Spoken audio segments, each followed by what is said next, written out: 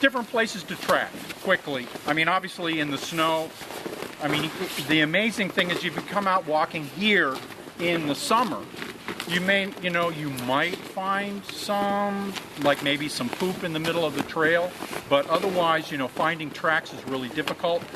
Sand tracking. If you've ever been to Plum Island, it is prime tracking. Because there's Plum Island is just basically a sandbar. It's this extension of eventually it's going to wash away like a lot of the coast, but it's ocean, sand dunes, and this whole big area where people aren't supposed to go.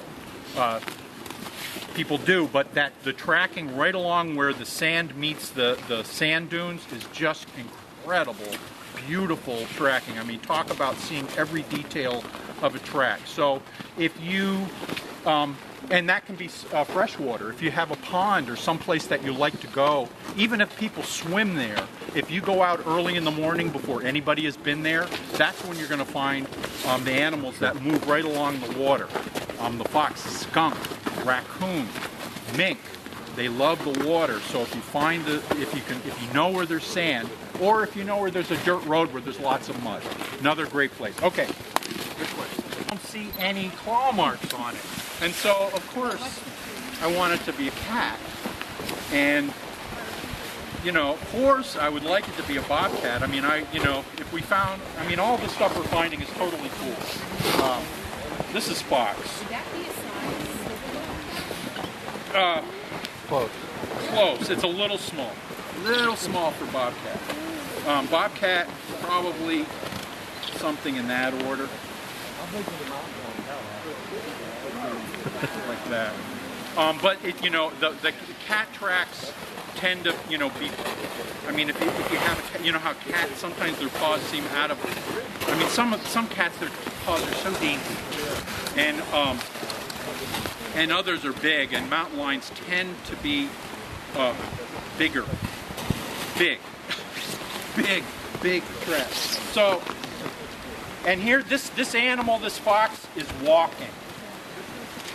And it's direct registering. What you're looking at there are two tracks. Here's the right side, here's the left side. Right side, left.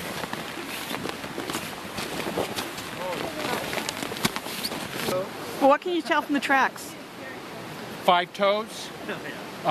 They tend to move, when they're moving, they tend to move in certain foot patterns, and it's kind of hard to see here, but the tracks that are down below, they'll leave a tail drag, and they kind of do the omega thing, meaning that when they're moving, they'll move. They're kind of long and like furry hot dogs, and as they move, every time they bring their feet up, they do go into the omega, and then they stretch out. Omega stretch out as they move along.